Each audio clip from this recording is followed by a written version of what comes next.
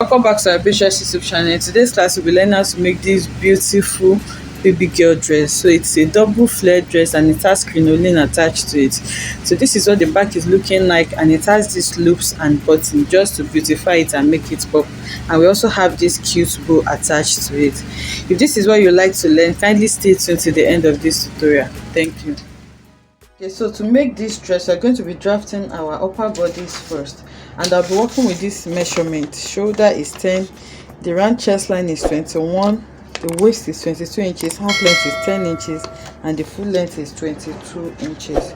Okay, so now I have my paper like this. I'll be drafting it on the paper before transferring to my fabric, and I have my half length measurement, which is 10 inches here. So the next thing now is to take my shoulder measurement. So the shoulder I'm working with is 10 inches, divided by 2 is going to give me 5 inches, and I'll take my 5 inches like this. So the neckline that I'm working with for my front is 2.5 inches by 2.5 inches. This is dependent on how you want your neckline to be. It is not static. So I have 2.5 inches by 2.5 inches there, and then I'm going to be connecting it using my curved ruler. Then for my shoulder slope, on my shoulder point, I'll just be going down by 1/2 inch, and then I'm going to connect that to the neck of my, to the tip of my neckline. Okay, so the next thing is to take my sleeve, my round armhole measurement, which is 5 inches. So on that armhole measurement there, I'm going to be taking the round chest measurement. So I have 21 inches for my round chest line, and then dividing that by 4 is going to give me 5.25. so I have my 5.25 measurement here, and then on that point I'll take my curved ruler and draw my armhole curve. Okay, so it's similar to drafting for adults. So on the waistline now, my waist measurement is 22 inches divided by 4 is going to give me 5.5 inches, and then I'm going to be drawing that mark there, and then I'll connect them together. So after connecting it together, this is your actual measurement. You just add the allowance that you wish to use for this to it like this. So after adding my allowance there, I'm going to be adding a yoke to this. So when you're adding your yoke, especially to the front part, so that it doesn't expose the child chest too much, you have to be careful. You can even measure it where you want it to be. So for me, I'll be having it on 4.5 inches mark, and I want to do like a sweetheart kind of yoke. So I'll place my curve there now, and then I'm going to connect it from that point all the way to my armhole, just like this. So you can see what I have there. So this part becomes the yoke, and this is the main bodice. So I'm done with the first one, the front part. Now the next thing now is to cut my back part. So to cut the back part, normally you add a zipper allowance to your back, which is this, but I'm not going to be adding a zipper allowance to this. So I can just easily fold this into 2. Okay, and then use this to trace out what I have on my front body. So this paper will not be enough, so I'm going to be bringing in another paper. Okay, so I've traced this now on another pattern, and I can see it clearly. So I'm just going to connect the markings. So I just traced exactly what I have on my front bodice to the back. And like I said, I'm not going to be adding a zipper to this, so I'm not going to be putting any zipper allowance on this. Okay, so this is the armhole, this is the shoulder point, and then this is the shoulder.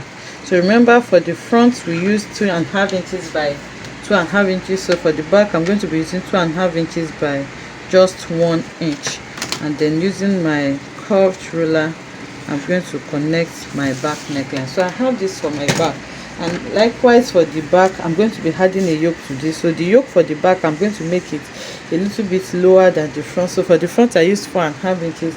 For the back, I'm going to be using 5.5 or 6 inches. Okay, so let's say I'm using 6 inches now. I'm going to be connecting this in a U form to meet the armhole.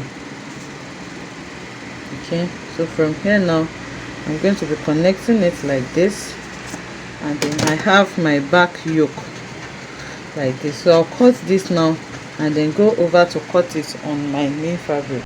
Okay, so I'm gonna have to cut this on my fabric. So this is the main bodice, and I added allowance on the upper part like that. This is what we have here, and this is the yoke part, which is the net for both the front and back.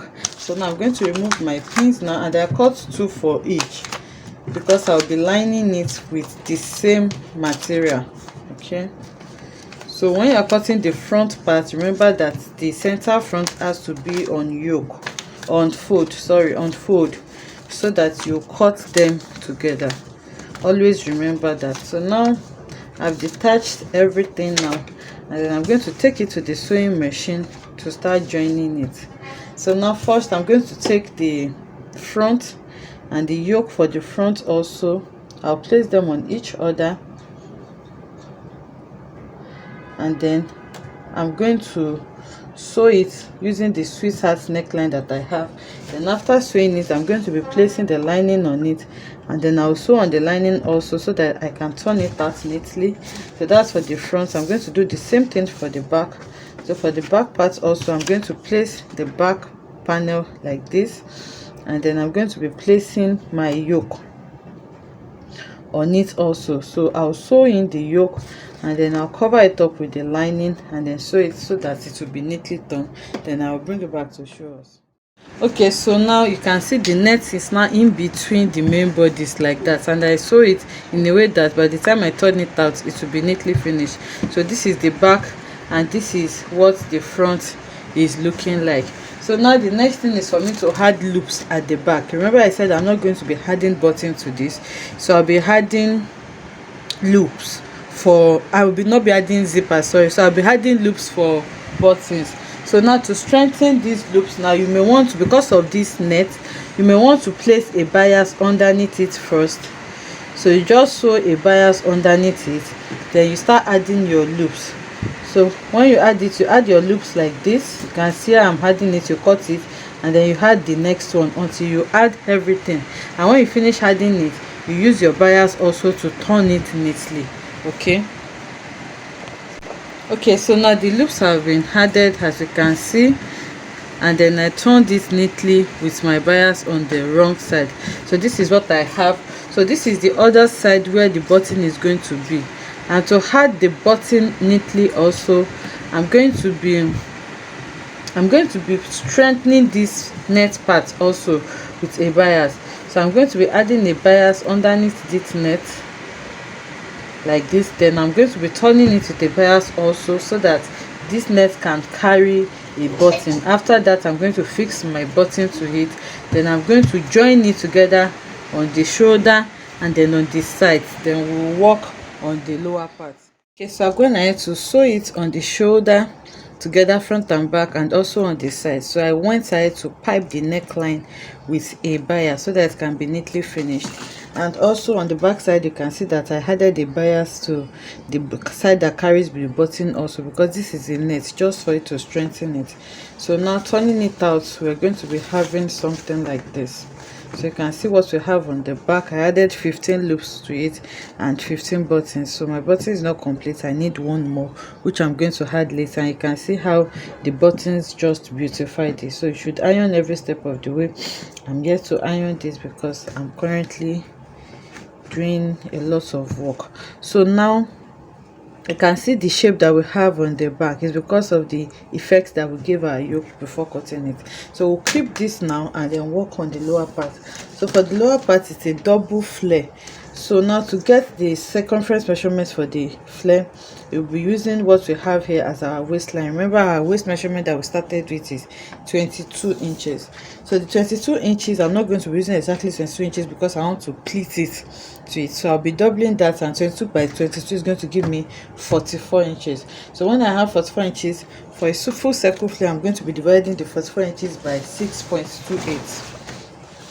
Okay, so when I divide that by 6.28, it's going to give me 7 inches.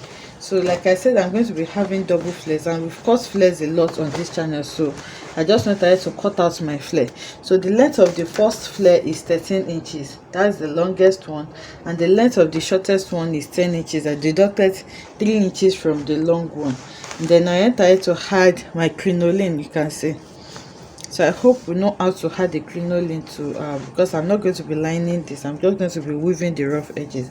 So if you don't know how to add a crinoline to your flare, you can let me know so that we'll do a tutorial on it. I don't want this video to be too long. Okay, so now I've attached the two flares together, and let me open it so that we can see.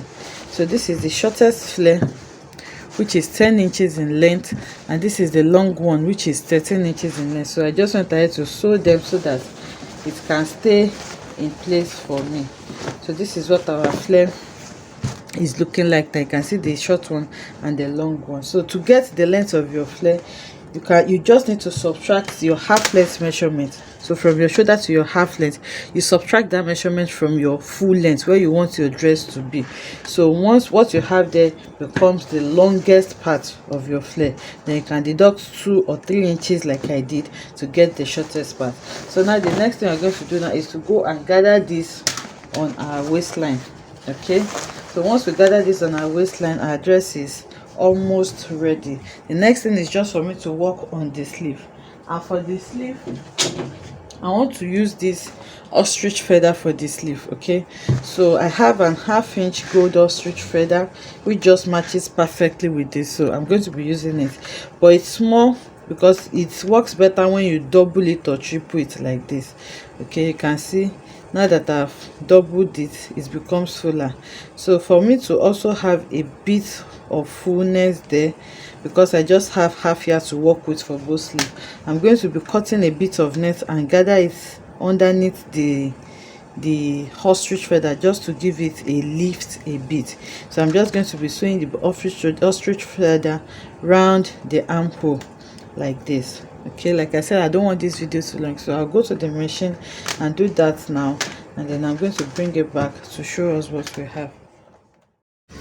Okay, so I've gone ahead to add my flare to it. As you can see, I just sew it round like I said, and then I decided to tack this bow. Okay, this mini bow at the back just to beautify it more. So I think I have a tutorial on the bow on the channel. If you want me to do another tutorial on how I achieve this bow, let me know in the comment section. So you can see how beautiful the back is. The button just aligns well and makes the back more beautiful. And also, like I said, on the sleeve area, I added the net.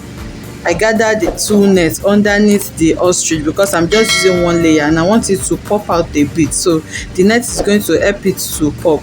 So I went ahead to add net and then place my ostrich feathers on the sleeve. And then because I don't want the front to be too bare, I went ahead to add this velvet bias. Okay, it's a trimming, and it has like this shimmering effect. You can see how shiny it is.